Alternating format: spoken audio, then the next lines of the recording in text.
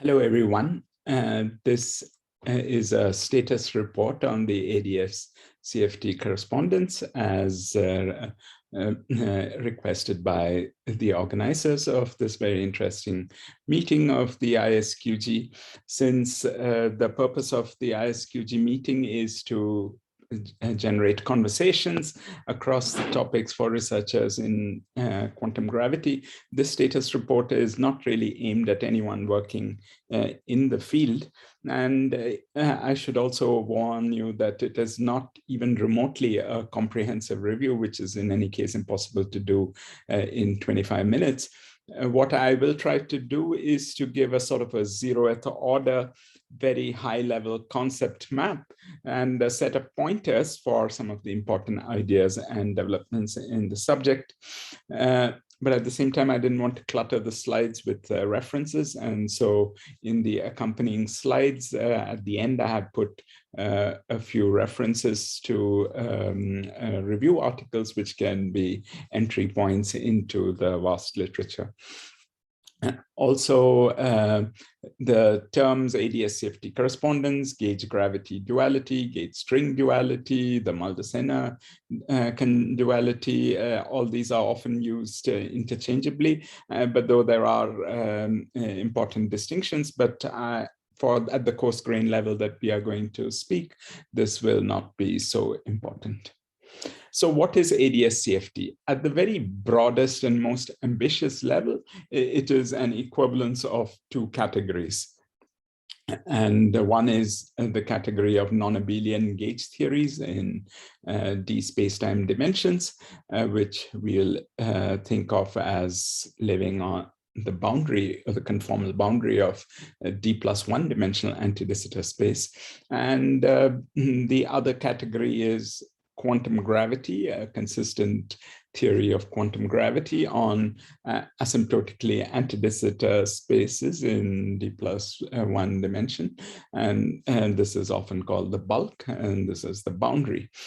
So these are very big categories in some sense. The claim is that these are equivalent. It's a strong equivalence that is being claimed in the strongest form of the AdS CFT conjecture. And the strong equivalence identifies the Hamiltonians on both sides, so the eigenspaces, the eigenvectors, and the eigenvalues more specifically on both sides, together with correlation functions, and in both the Euclidean, Lorentzian signature. And I'll say more about these and several other elements in the dictionary between the two sides. But this is, in some sense, at the very broadest level, what it is really about. And it is a realization in very concrete terms of two seminal ideas going back ultimately to 't Hooft. And the remarkable thing is that these are combined in a way that was completely unforeseen. One is the idea that any theory of quantum gravity, not necessarily in AdS d+1, at least in the way it was originally phrased, any theory of quantum gravity in d+1 dimensional spacetime must in some sense be holographic. That is, the microscopic degrees of freedom are in some ways one lower dimension, d-dimensional in this case. And this was elaborated on by Lenny Susskind as well. So this was one very remarkable idea, which in some sense had remained a very attractive picture until the advent of the AdS CFT correspondence. The second, also due to 't Hooft almost 50 years ago, is that large N gauge theories in the so-called large N limit, have an alternate description as weakly interacting string theories.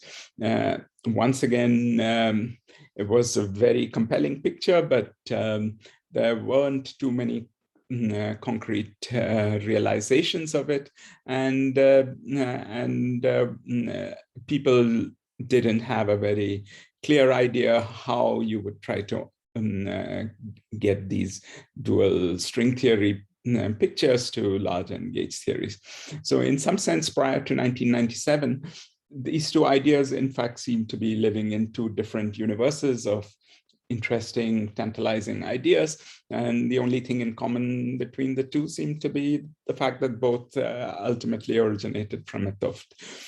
So this, it is these categories now that are being identified and giving therefore a realization in a remarkable way of both these ideas. So let me say a little bit about the landscape of the AdS CFT correspondence. So I mentioned these two categories. What we really do know is we know a large number of varied number of examples in these categories and strong evidence for their equivalence in many different dimensions, with or without supersymmetry and so on.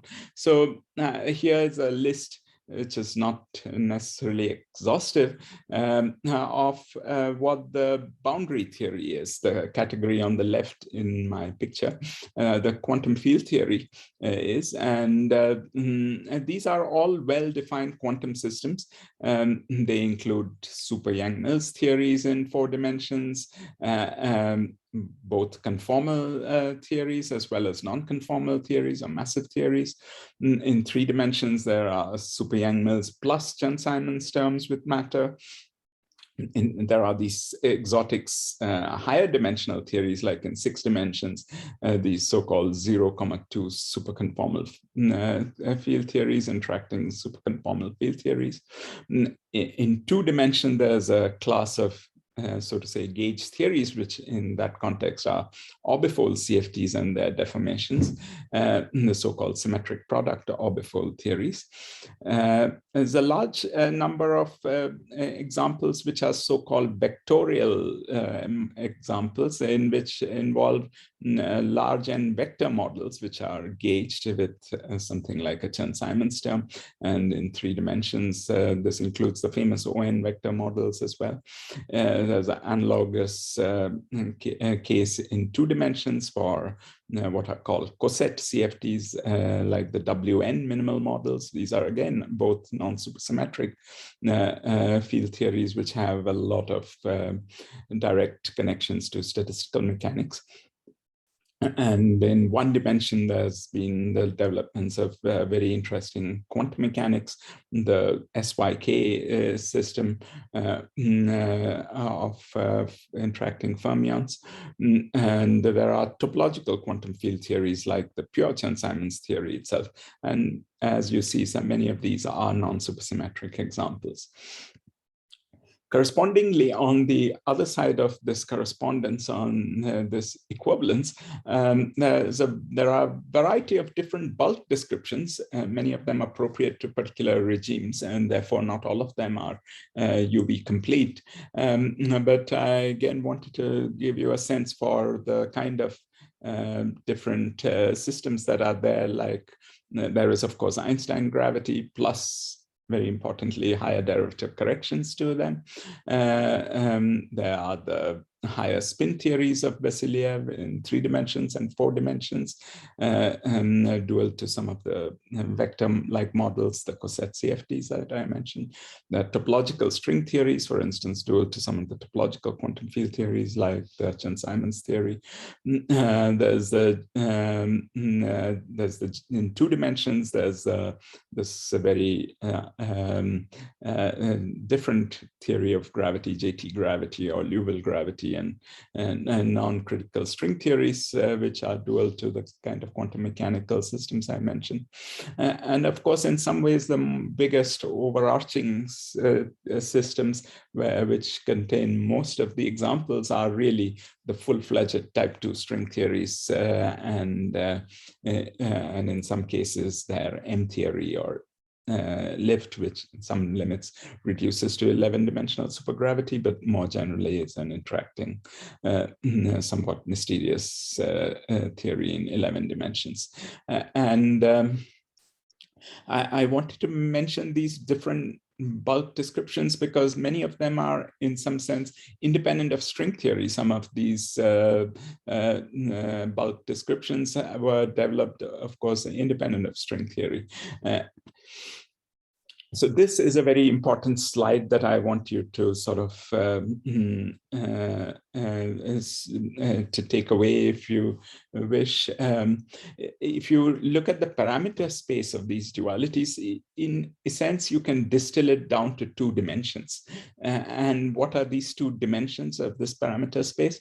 One measures the so-called, if you're looking at it from the point of view of the bulk, one measures the quantumness in the bulk, which essentially, because it's a theory of quantum gravity, is measured by the Newton's constant, the Planck scale. So this vertical axis here is a measure of the quantum behavior in the bulk, and in the context of the string theory backgrounds, this is encoded in the so-called string coupling, which is proportional to the square root of the Newton's constant. The horizontal axis corresponds to the curvedness or the stringiness in a particular context, but in some sense how there's typically an additional scale in many of these dualities, which is in the simplest case a ratio between the radius of the AdS and the so-called string length, but it could be there could be other such parameters, for example, in the Vasiliev theory. Now, in any case, this is a measure of the stringiness or the deviation from Einstein's theory. And this deviation is parameterized in string theories by this parameter, the ratio. That's what the horizontal axis corresponds to. This is the limit where the stringiness is very small or things are almost flat. So this bottom right corner is this case where you're really considering classical gravity, Einstein gravity. So the quantum effects are very small, the stringy effects are very small. And this is one corner. And this is the corner many of you might have heard of, but I want to stress that this is just one corner in this big parameter space. But coming back to what these what this parameter space looks like from the point of view of the dual gauge theory, and the quantumness translates into the so-called non-planarity of the gauge theory, the 1/n corrections in a large N expansion of a gauge theory. And so that's sort of when N is very large, this is a small parameter, but you could consider things at finite n, in which case you're in the highly quantum regime as far as the bulk goes, or in the non-planar regime as far as the boundary goes. And this other horizontal parameter, which measured the stringiness from the point of view of the bulk, is really the so-called Toft coupling constant proportional to the Yang-Mills coupling of the non-abelian gauge theory, or equivalent couplings, gauge couplings. And this parameter is what captures the strength of the interactions from the point of view of the dual gauge theory. So while the strength of the interactions in the quantum gravity is captured by this parameter, the vertical one, that in the gauge theory is captured by this horizontal one. So this is an important distinction, and this is why I stress this figure. But there's another from the point of view of the gauge theory, there's another interesting corner, which is where this parameter is very small, and that's also something we understand very well, perturbative quantum field theory. You can go along this axis from weak coupling to strong coupling, keeping n very large, and you would want to interpolate between perturbative quantum field theory and classical gravity. But more generally, you can also go along the vertical axis into the more quantum regime. So this is essentially the kind of space where you will be sort of playing around with. And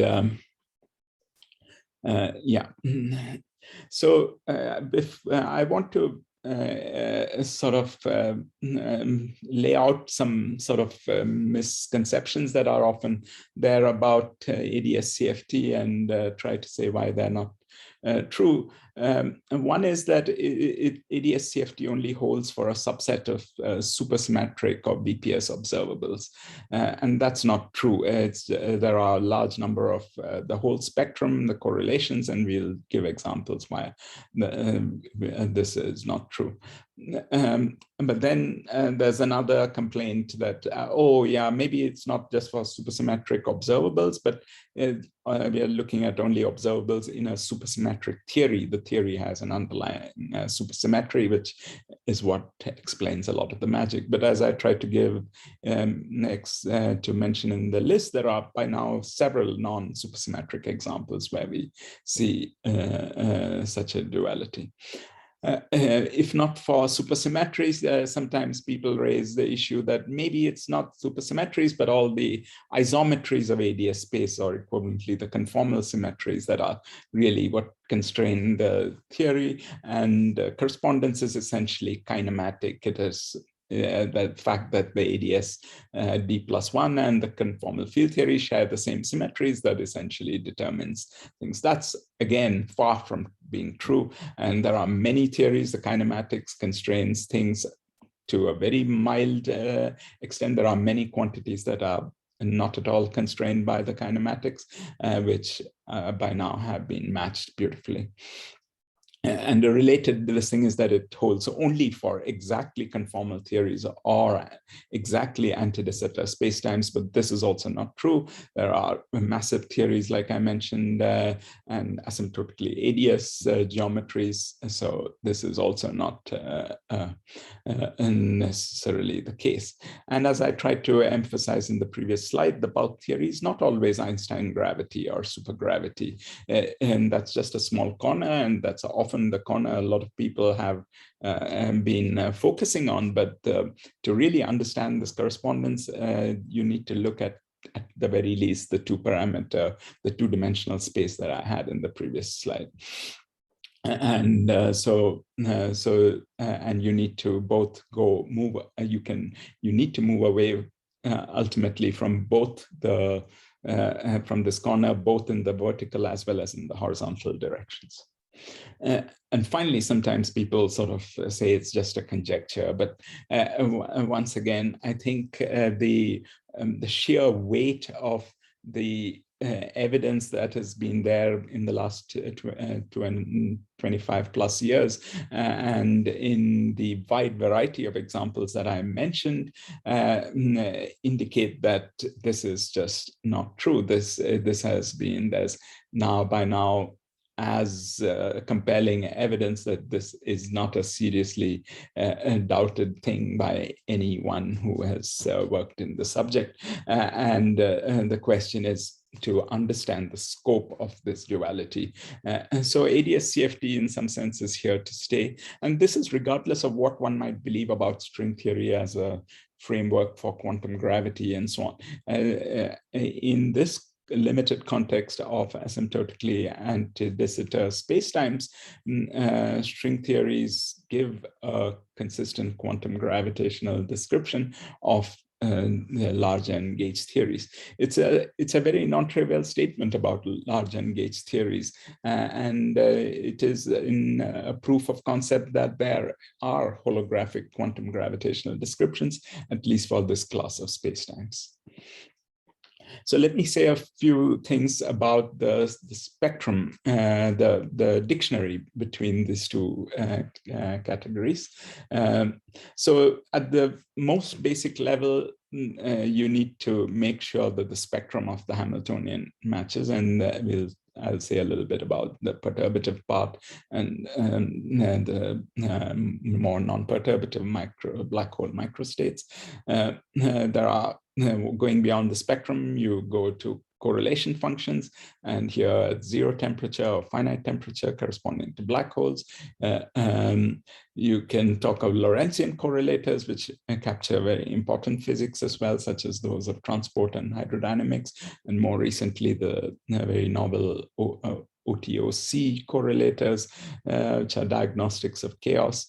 And there are non-local observables beyond correlation functions like Wilson loops and many other defects, which have been by now also for which there's a dictionary and there is non-trivial matching. And something in the last decade or so that has really come to the forefront is how various quantum information theoretic quantities like entanglement entropy and related measures are how they are related between the two, and may in fact hold the key to our understanding at a fundamental level in the AdS CFT correspondence. So a few words about the spectrum. The spectrum is that the eigenvalues of the Hamiltonian, where you understand the Hamiltonian in the boundary theory as, in some sense, the spectrum of operator dimensions of the theory, and which corresponds to the eigenvalues of the time asymptotic time translation generator in AdS, the asymptotically AdS spacetime. The spectrum in the large n limit, at least, can be sort of separated into into several regimes, actually. But the simplest set of low-lying states are what are which have eigenvalues which scale like n to the 0, and these form a Fock space of they're essentially dual to the single particle perturbative states in the bulk, and the single particle states correspond to the so-called single trace gauge invariant operators, which just built out of a single trace.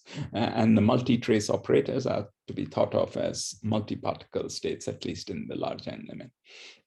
And this is the case where, at least in the canonical example of the maximally supersymmetric Yang-Mills theory, that the spectrum has by now matched beautifully due to the fact that a novel integrability in this theory, which was suggested by the AdS CFT, was uncovered in the last 15 years or so. And this led to solution through a set of system of equations that gives you the spectrum of operators, and these are non-supersymmetric operators whose spectrum is not protected. They are not in any sense constrained by any of the normal symmetries of the theory. And this the spectrum has an expansion at weak coupling like this, and this has an expansion at strong coupling like this. As I said, these were the two corners of my diagram, and you can find delta of lambda, which interpolates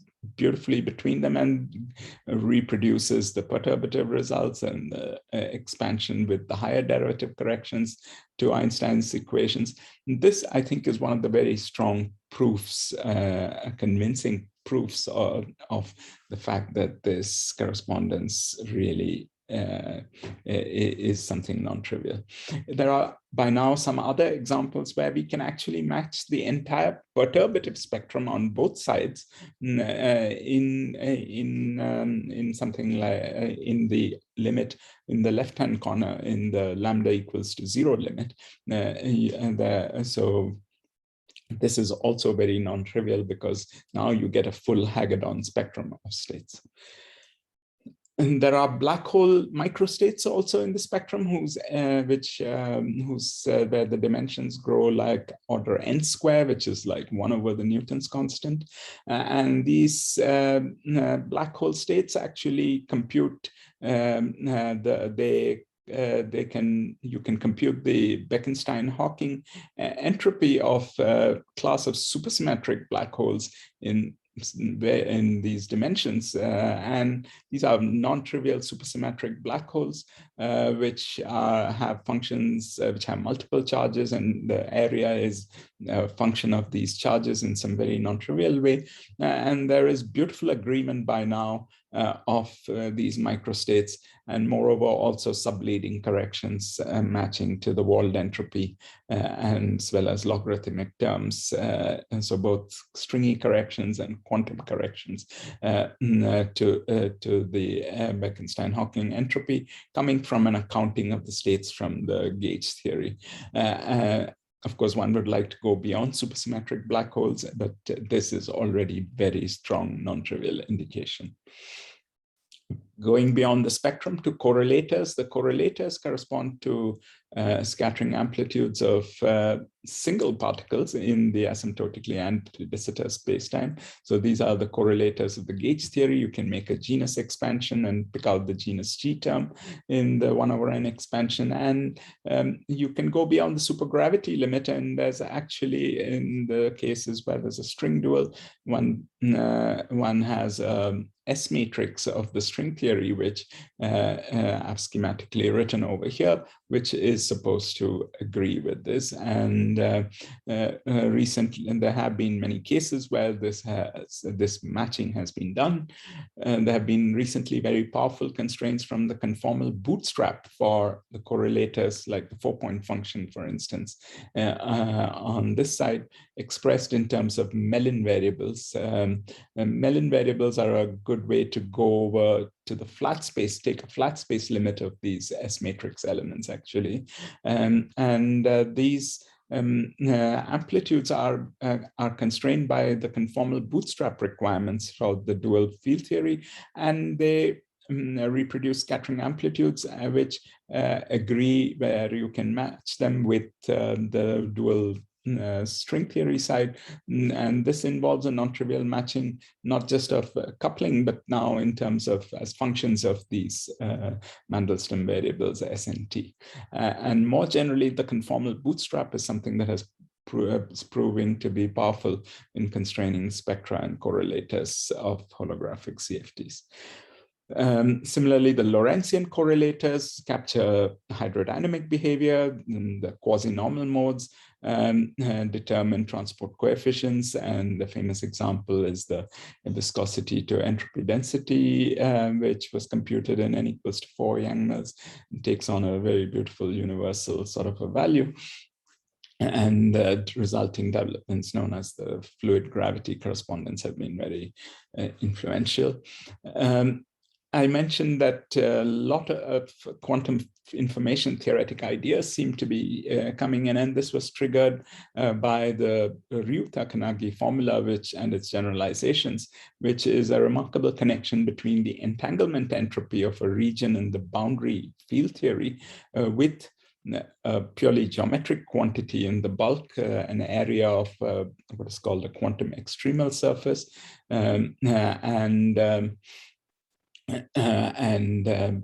plus an additional bulk entanglement entropy term. And in many cases, these are being used to create a dictionary between operators in the bulk, local bulk operators, and how you can reconstruct them in the boundary within a so-called entanglement wedge. There have been also very interesting developments about how the Ryu-Takanagi formula seems to even know about the nonlinear corrections to, both the linearized as well as the first nonlinear corrections to the Einstein's equations as well. So there have been several applications of AdS CFT in this last decade. Since I don't have the time, running out of time, I'll just skip over this slide, but this is something many of you have probably heard of. It's a remarkable number of disciplines where it has had an effect. So in this very short little presentation, I've only scratched the surface, but I think even collectively as theorists, we have only scratched the surface of a very rich connection. And in particular, we haven't delineated the scope of that equivalence of categories beyond by now a very large and rich set of examples, but we haven't understood structurally in some sense this equivalence. And this is where I think it is very critical to understand the inner mechanism of the duality. And there have been very interesting attempts, and in the panel discussion, maybe we'll hear also about from Suvrat about attempts to understand from starting from this right-hand corner of my picture, from semi-classical gravity, how maybe holography is already captured perhaps over there. Another starting point is from the left-hand corner, where we understand perturbative large and quantum field theories. And could this be a way in which we could try to structurally derive AdS CFT and understand what makes this connection? So I think it's very useful to approach this from both these corners that we understand well.